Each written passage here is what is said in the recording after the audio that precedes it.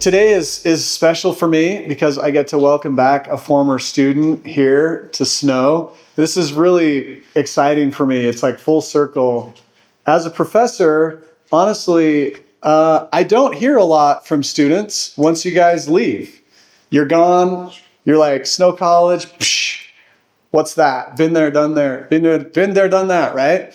But I love keeping in touch with you. And some of you that choose to keep in touch over the years and hearing what you're doing in your life. It really is gratifying for me as a professor here and just as a friend to kind of know what you're up to, how life's going, if you have a family, what you're doing. So today I'm really pleased to introduce Dallin Aston, and his wife Savannah is also joining us. Dallin is a Snow College alum, and he has literally sat in these seats where you're seating now not that long ago. What, about 5-6 years ago, Dallin? He is now a real estate developer and investor based in Utah with a passion for turning raw land into thriving income-producing properties. Dallin's path into real estate began unconventionally, starting with the guitar company he launched in 2019 while a student here at Snow College in some of these competitions that we host in the Grit Center. That entrepreneurial venture opened the door to raising private capital for short-term rental projects in Moab, Utah, sparking a deep interest in real estate and development. Today, Dallin is a core member of the team at NovaSource, where he brings development projects to life. He manages the process from acquisition and entitlements through vertical construction and sale, coordinating closely with city officials, investors, and project teams to move developments forward. Dallin also hosts Deal Forge, a podcast dedicated to exploring innovation, strategy, and relationships in real estate. Through conversations with top developers, investors, and industry leaders, he shares insights that help others grow their careers and expand their impact. Currently pursuing a Master of Real Estate Development at the University of Utah, Dallin combines formal education with hands-on experience to refine his skills and expand his reach. At the heart of his work is a focus on building strong relationships and aligning interests to create projects that deliver lasting value for communities and stakeholders. So Dallin, thank you for joining us, and please let's welcome Dallin Aston. Thanks, Ross. Yeah. Appreciate it. Man, it's crazy. When I walked in here, everything came back. I remember vividly being in this class, having all the guest speakers coming, and I never imagined that I'd be up here presenting. But just a little about us. So this is Savannah sitting right here, but this is Savannah and I. And one of the things that I love about entrepreneurship and just creating, going back to this actually really quick, one of my favorite quotes is, "The desire to create is one of the deepest yearnings of the human soul, and it brings deep satisfaction and fulfillment." And that is a motto of my life. That's why I love entrepreneurship. That's why I love business and being able to create, because I feel so much fulfillment and satisfaction in that creation. And part of entrepreneurship, I feel like the mentality that comes along with creating is not only creating a business, but creating a life. And Savannah and I have created a wonderful life. And this year we've been to Japan and Greece and Italy and Switzerland, and we love trying new foods, and we love traveling. We love this down here is cold. We're doing the Provo River cold plunge. We love all that kind of stuff, biohacking. And we met, a year and a half ago, last January, and we got married in April of this year, and just very happy. She's the best. And a lot of this, I got to give her credit. As we go through here, she is the best support system in the entire world. And I'll talk about that a little bit more. But to go back, starting at Snow, I started at Snow in 2019, and I didn't really understand or know what I wanted to do with my life, but I knew I wanted to create something in some way. And I've played the guitar for now, 15, 16 years.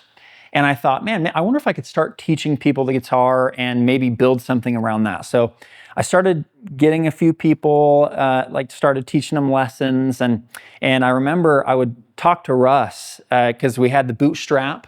This right here is bootstrap. And then they had the grit. What was that called, Russ?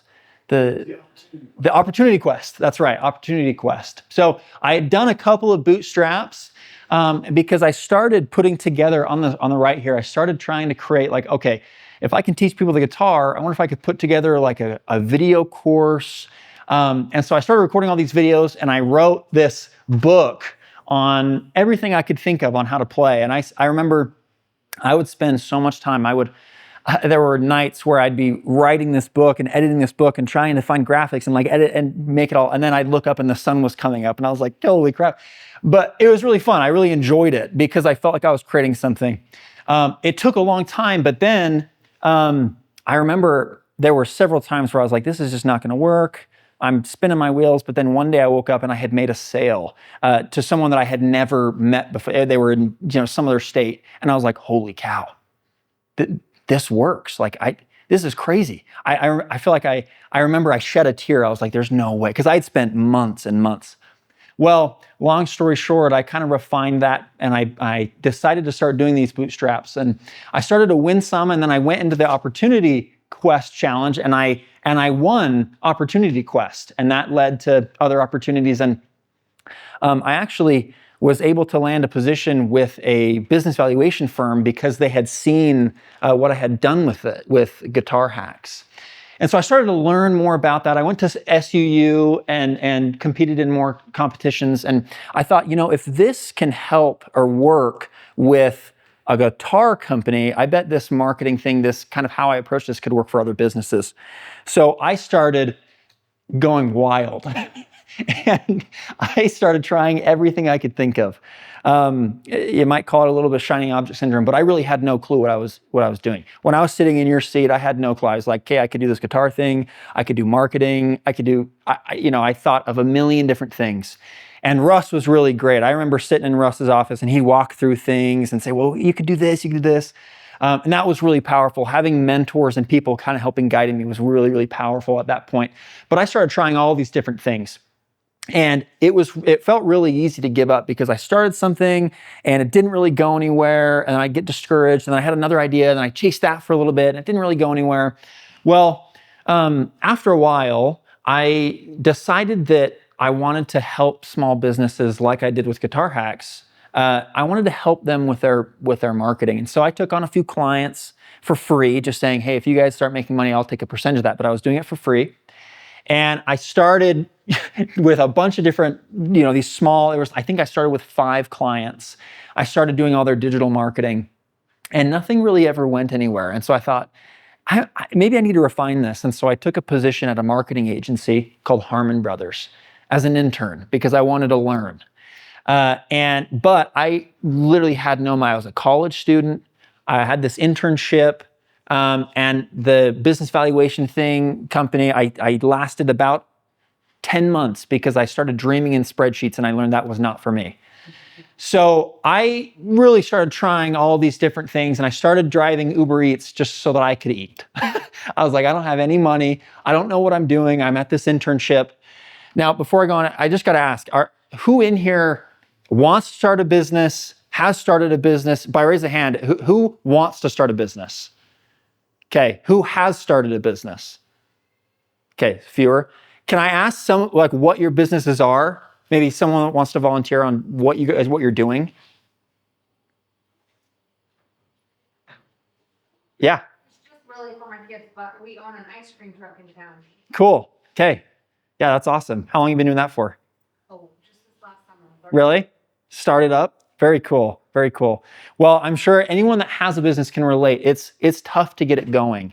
And there's all these different things that can distract you. And I was really sitting here like, okay, I've got this thing that I'm working on, but I'm not making any money from it. Like, is this real? Can this actually make me something? And I started having all these self-doubts. And so I started doing Uber Eats. Well, eventually, and so that's why I love this graphic, because I felt like this guy on the bottom. And I was like, I just feel like I can't break through anything. Well, I'm going to talk about that actually in a second. So I had a client that I was doing digital marketing for who they did nightly rentals in real estate. It was kind of a hospitality business, and I was doing their marketing. And I started that opportunity, and I thought, man, this is really interesting. And I started learning more and more about it, and I would go down to Moab all the time, and I was like, you know what? This seems really intriguing to me. Maybe I need to do something here. And I saw an opportunity because of what I was doing with them to try to make something work here. And so I actually, while I was doing that internship at Harmon Brothers, I worked my way up to over the span of about a year. I really did everything I could to go above and beyond and try to get myself in a position where I had more of a position there, not just an internship, so that I could fuel this. And I decided, you know what, I'm going to go raise some money and I'm going to buy real estate in Moab and I'm going to run them as nightly rentals. And so I had this idea and I went and I found a bunch of properties from different agents and that kind of thing. And I was like, okay, I have like $2,000 to my name. And these properties, one of them is $300,000, $400,000, $500,000. So I kind of thought about it for a while. I was like, man, I don't know how people do this. This is crazy. But I kept thinking there must be a way to do this. Now, my dad has been in real estate for a long time. And so I went and I asked him, I said, is this possible? And he said, I think it could be. And he kind of mapped out, okay, if you want to do this, you need to figure out a way to get the capital. You need to figure out a way to operate them. You need to figure out, he laid all these things out. And I was like, okay. And I took that and I just talked to anyone and everyone that I could think of. Past employers, professors. I remember talking to several professors that I had at Snow. At the time, I was at SU. Yeah, I was at SUU and I was thinking about this and I was talking to all these professors and mentors. And I started reaching out to lenders because I thought, okay, if I don't have the money, I bet I could borrow it from someone. Well, I started talking to all these lenders and I started talking to clients of mine that I was doing marketing for. And almost everyone told me that it couldn't be done. They said, you have no credit history, you have no capital, you have nothing but an idea. And I said, well, yeah, but the idea is really good, right? Like, I can show you all these properties that are working. And some people just said, well, I could just go do this. And I said, oh boy. And so I started getting a little nervous, like, okay, what do I actually bring to the table? How can I actually do this? And the other thing was that lenders would tell me, well, we'll give you maybe 60, 70% of this, but you've got to come up with the rest of it. And every time they'd ask me, well, do you have the rest? And I would say no. They'd be like, okay, well, we can't do this. In those conversations, I started thinking, well, maybe if I told them I did have it, then they'd let me go through the process and I just find the rest later. I ended up starting to do that and people started entertaining conversations. But one thing after another, one person after another, everyone would just say no. It would ultimately be a no. Well, I spun my wheels for a couple of months. And finally, I reached out to this lender and I was on the phone with them and they were like, this is pretty promising. Do you have the down payment? And I said, yep, I got it. And I was just thinking, if I can secure this, then I can go back to someone else and be able to actually tell a compelling narrative. Like, okay, I've got the pieces here. I just need the rest of this. I'll give you a percentage, whatever. Well, this lender, to my surprise, said yes. And I remember I reached out to everyone I could think of that might know someone that would be interested in investing in a real estate deal. And one day I had a call from a former employer of mine. It was actually the business evaluation company from Guitar Hacks. He called me up one day and he said, what are you doing? What's up? And I told him about this and he said, we'd like to do that.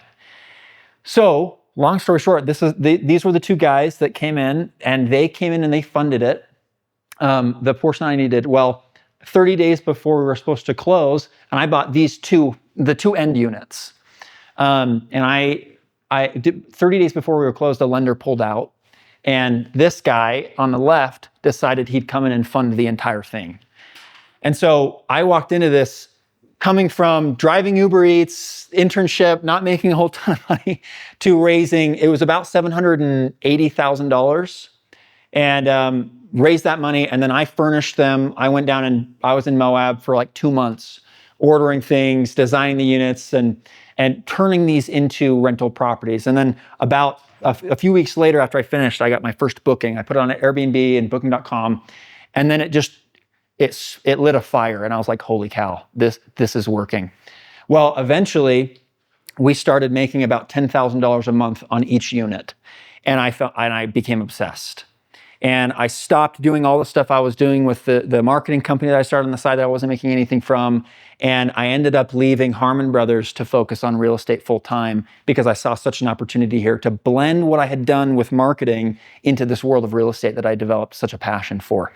And so, but that being the case, it was one of the most stressful, scary times of my life because now all of a sudden I'm sitting here.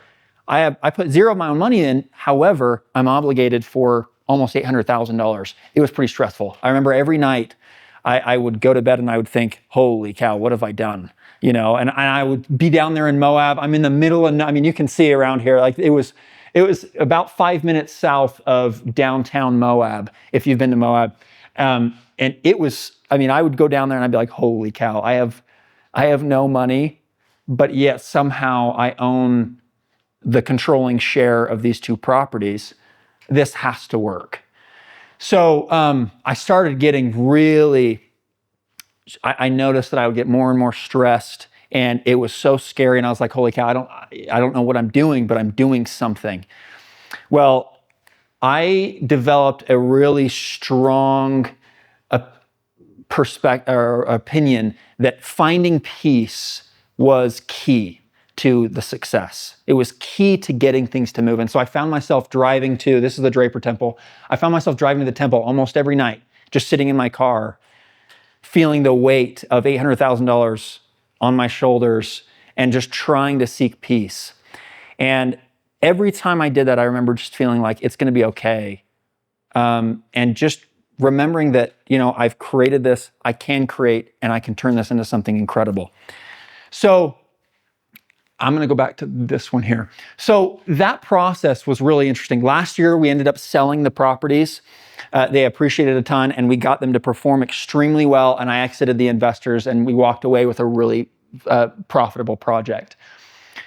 Now I've stepped into development, and I'll talk about that in a second, but what I learned from that process and going into development is there's a cycle here that really circles what success and fulfillment, and success and fulfillment looks different for everyone, right? But one thing that I've noticed that in my life, when I prioritize learning, which learning turns into connection with others, with mentors, with peers, with other business partners, that kind of thing, and then experimenting on what you're learning from books, from training, from school, from mentors in the connection phase, and then from your experimenting, it will lead to some failures. With everything I've ever tried, I've not experienced a moment in my entrepreneurship journey where it's just gone all sunshine and I've not had a moment of failure.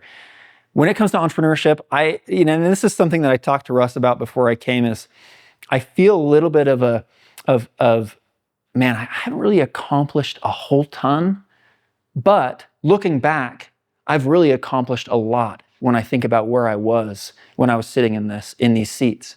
And a lot of that has come from the ability to just say, okay, I'm going to learn, I'm going to connect with people, I'm going to experiment on those learnings, I'm going to fail when I try, but then I'm going to learn from those failures. And as I've really tried to do that, I feel like everything has served to be a stepping stone into creating now what I've created today and even in the future. So after I sold, well, actually even before, when I left my marketing position to focus on real estate full time, I called up a mentor of mine, and going back to the connection, this is where people are so important. I called up a mentor of mine who was in real estate, and I said, hey, I really want to dive into real estate. I had kind of given my notice that I was going to be terminating my position at Harmon Brothers.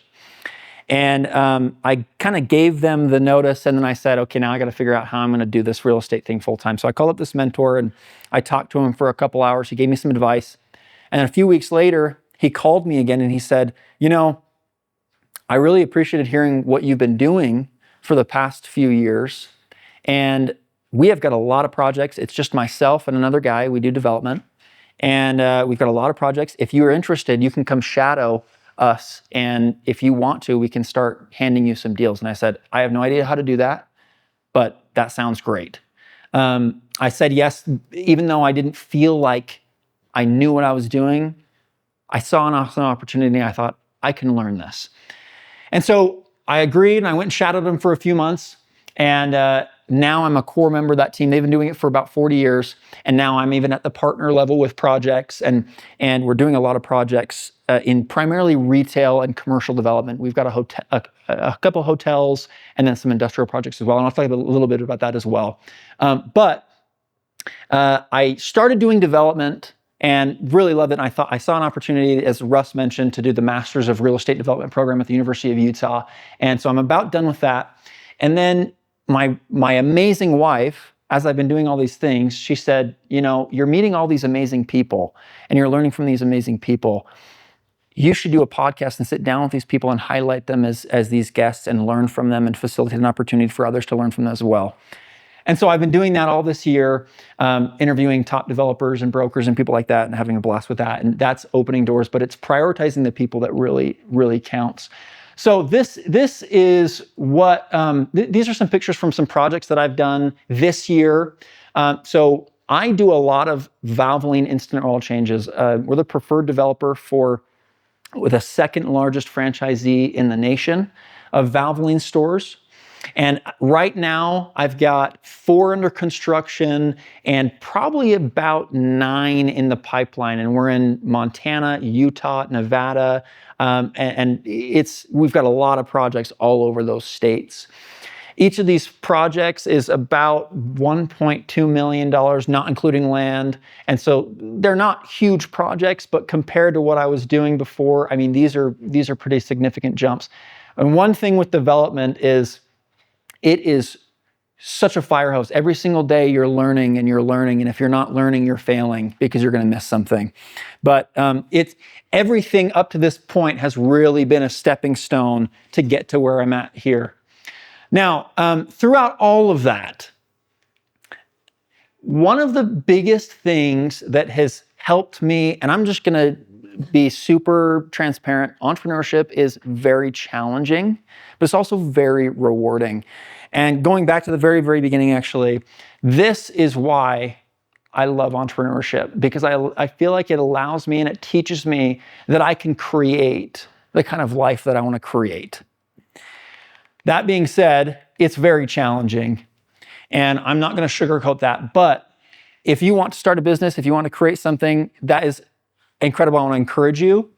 But a few years ago when I was doing the Moab and I was feeling all that stress and I was seeking that peace, I read this book called Principles by Ray Dalio. If you don't know, Ray Dalio is a really prolific fund manager. He's raised billions and billions of dollars and has grown something very incredible. He wrote this book talking about principles that guide his life.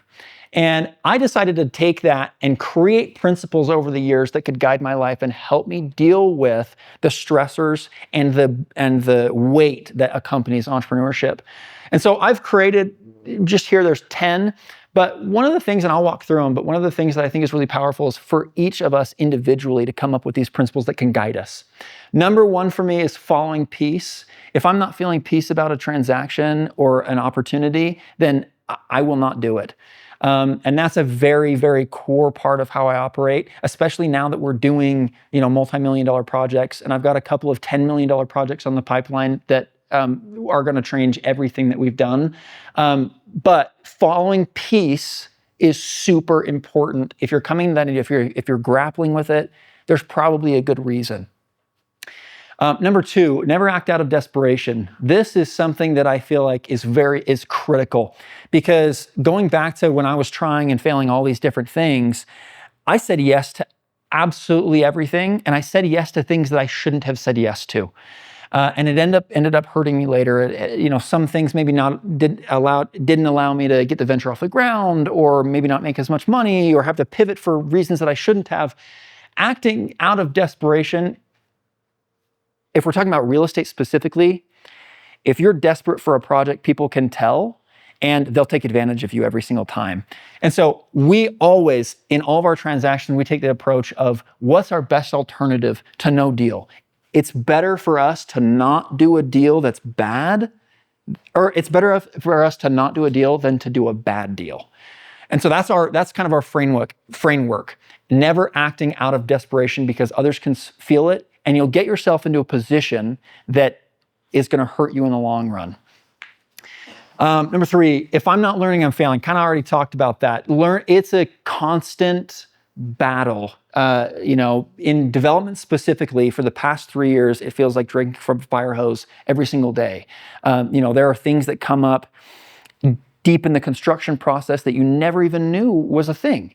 I had a problem come up last week where the insulation people came in and they had insulated over wiring, and then the electrician couldn't pull wire. It's random stuff that you never think you'd learn about, but learning and staying on top of things is critical in finding success in real estate and also in business. Who is more important than what? This is super important. I would attribute all the success I've seen today to who I know. Building teams that can execute. If you're starting a business and you're saying, I can just do everything, okay, that's fine, and you probably can do everything, but can you do it well? That's the question. And I found that as we build a team that can execute, and where I can live in the lane that I'm the best at, and they can live in the lane that they're the best at, and we can mesh those, that's where real powerful execution happens. And mentors are key. Number 5, being committed to your word. Another thing in real estate is, and business, being committed to your word is very important. Doing what you say you're going to do. We've had several investors who, even though there's been a project or two that hasn't gone well, they'll reinvest with us because we've done what we've said we're going to do. And that applies across the board. That's a very powerful concept. 6, transparency and truth equals fortified success. This one, having a deal or a project not go well, it's never a good idea to hide that from key stakeholders. And we've gotten on the phone before and talked through, they're not pleasant conversations, but being willing to address really hard conversations with others and have those hard conversations is key, because then they'll come back and your trust and your reputation are amplified, and they'll come back and they'll invest with you again and again. 7, demand excellence in all that you do. I feel like that's pretty self-explanatory. Being the best at what you're doing. When I was my internship at Harmon Brothers, when I was driving Uber Eats, when I was starting all these different things, I thought, if I can be the best at this task in front of me, then I will be able to get X, right? At Harmon Brothers, I started as an intern and left as the vice president of business development and sales because of that concept. What is the task in front of me? Becoming excellent and going above and beyond in that task. You make everyone else look like a hero, and they will make you the hero, and they will bring you along. Number 8, freedom is a direct result, of discipline. One thing that I feel like a lot of us get bogged down by is this idea that freedom looks like something specific. Someone else says that freedom looks like, being on a beach and drinking a pina colada, and that's freedom. Well, I think freedom looks different to all of us. Now, getting freedom, true freedom, I found in my life is through discipline. It's discipline in avoiding the distractions. It's discipline in avoiding the shiny objects that are going to take you off the track of achieving what you're trying to accomplish. As I've been going through this journey, there have been a lot of different ways that I found things pulling me. And I found that as you focus on one thing and you're disciplined and you're not allowing those distractors to enter, then you can amplify your efforts and be even more fulfilled and successful. Number 9, the past is over and the future hasn't happened yet. This is a really challenging one for me. With every failed venture, with every project or thing that goes wrong, it's really easy for me to think, I guess I'm incapable. But that could not be further from the truth. Thinking about when I first started, this is one thing that I would say over and over and over again if I could talk to my past self is, hey, you know what? What's over and done has happened. Now let's figure out a way to overcome this and live today, because the future, anything can happen in the future. The past has already happened. All that matters is today. What can I do about today? What's already happened? Let me look at today and figure it out, and the future will take care of itself. And number 10, there is no finish line. This one, when I first got the Moab properties, when I closed them, I remember vividly thinking, holy cow, I'm never going to have to, the income coming off of what I had pro forma'd out and what comps were telling me was that I could make, a few $1,000s a month. My first thought was, I'm never going to have to pay for rent again. This is perfect. Well, that didn't work out that way. And I thought at that time that I had made it. Well, one thing that I've really come to understand is there really is not a finish line. And I think when we internalize what that actually means for each of us, it can allow us to find a lot more fulfillment in our lives. Because every time I've reached a goal, I think, oh man, is that really it? You know, when I sold the Moab properties last year and had that payout, I thought, oh man, is this it? That's not what I thought it was going to be. And that's one of the harsh realities I think that I've come to learn from entrepreneurship is that, you know, things always sound better on paper and in the future. And oftentimes it forces you to miss what's really in front of you. And I think with entrepreneurship, it's really easy to get really excited about something that could happen in the future, but understanding that the process is where the prize is. And that's why I say there's no finish line. Another thing that has been really powerful for me is books. So I won't go through all these right here, but here's my top recommendations. Maybe I can have Russ send this out or whatnot if there's interest here. Some of them are real estate focused. Some of them are just business focused. Some of them are, you know, I've read and have really changed perspectives and helped me shift gears as I've created these different things. And then here's some QR codes for DealForge. DealForge is really been fun, but it's been an opportunity to highlight really incredible people in not only real estate, most of them are real estate, but I try to focus on what it takes to put deals together. And that looks different, and that can apply to real estate, that can apply to any type of business. Putting deals together is really important, and understanding how to work with others and communicate with others and learn from mentors here. The reason I've done this is so that I could help others experience from or learn from the failures and the projects that I've done and the businesses that I've done and others as well. I have a lot of guests on there that have been doing business for their whole lives. And so it's a treasure trove of knowledge to be able to come in and learn from those type of people. Okay.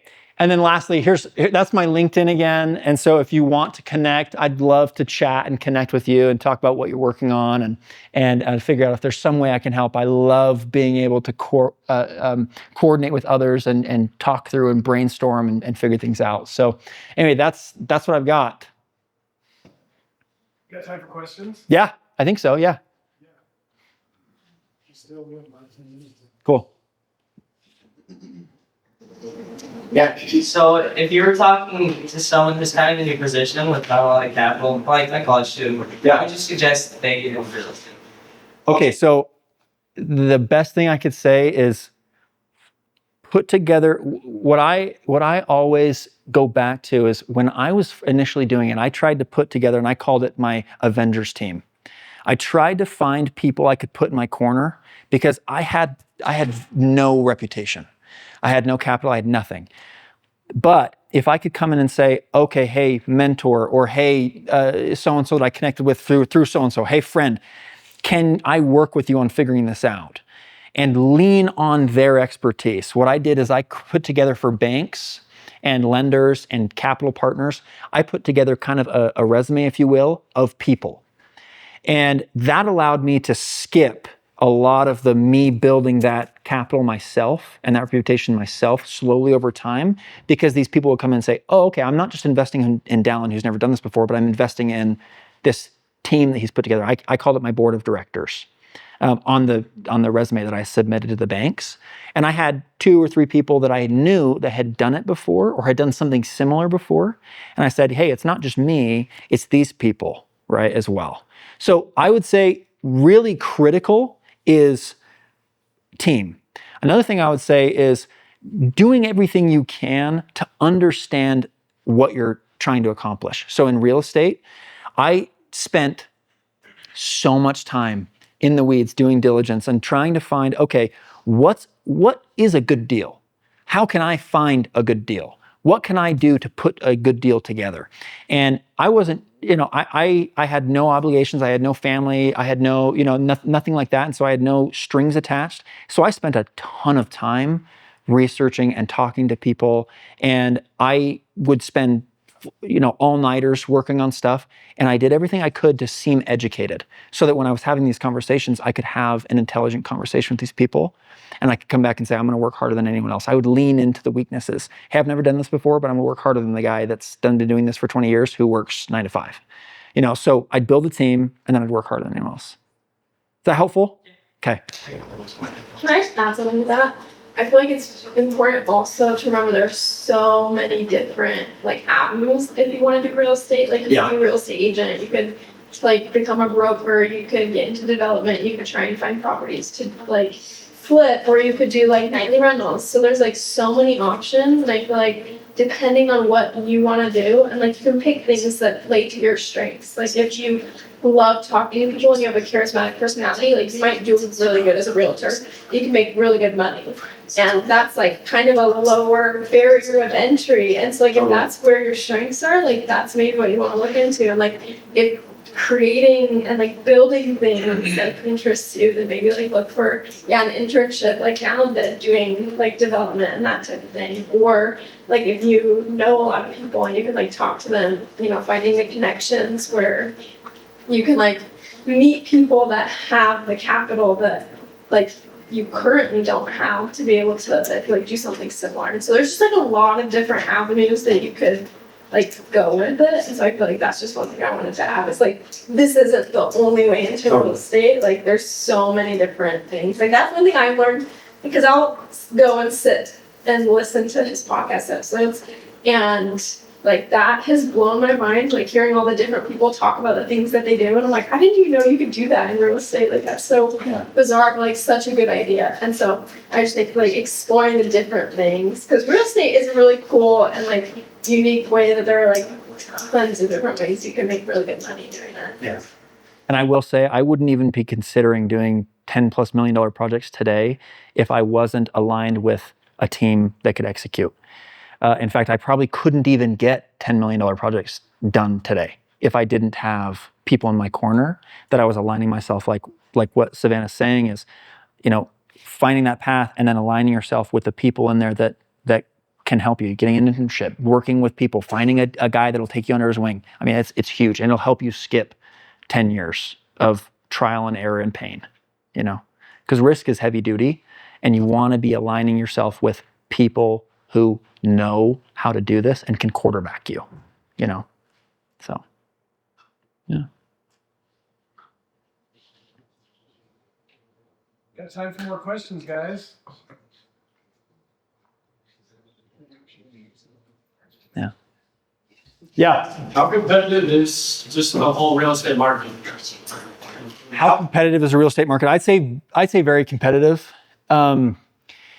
It's one of those things where there's so many, like Savannah was saying, there's so many things that you can do in real estate. We primarily focus on retail commercial projects because we've done so many of them, and you can get really good, and people start calling you because they think of you in that specific niche. But I also know guys who they do a bunch of different asset classes and they do okay. But it's really competitive, and it's really important to find something that can set you apart, something that you can focus on so that you can really laser focus and get good at so that people will think of you.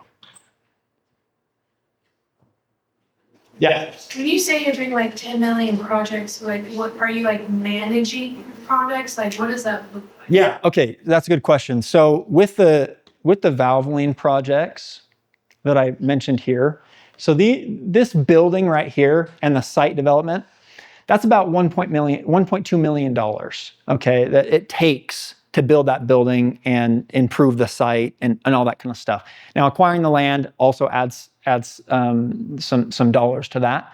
But the role really of a developer, which is what I do, is taking a piece of ground, and it's essentially acting as a conductor.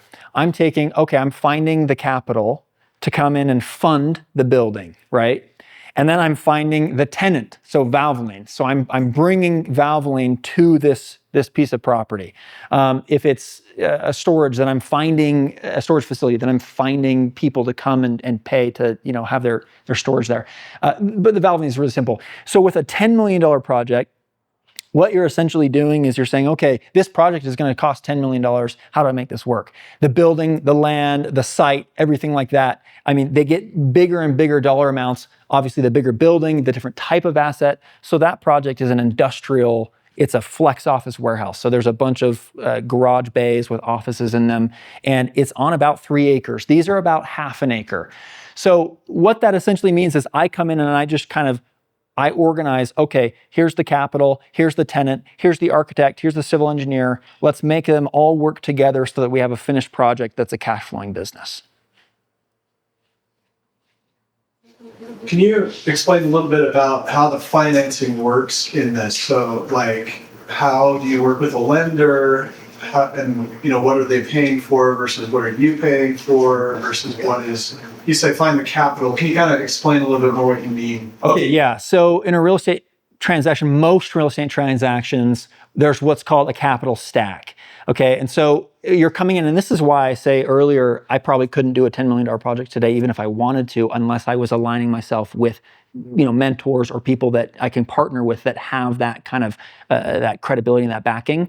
Because what will happen is you'll come in and you'll say, okay, here's a potential project, right? So I say, I've got a piece of property that I want to build, a Valvoline on, right? Okay, I've got a $1.2 million obligation here. Okay, what's that going to take?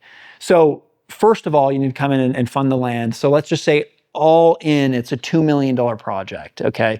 So I'm gonna come in and I'm gonna say, okay, there are different sequencing of when these capital events are required. So you need to buy the land, you need to fund the design of the building, you need to fund all your impact fees with the city and the city fees to get it permitted and approved, and then you need to fund the construction, right? So there's different time periods of when all those things kick in. So typically what we'll do in a normal capital stack is we'll say, okay, this project is $2 million.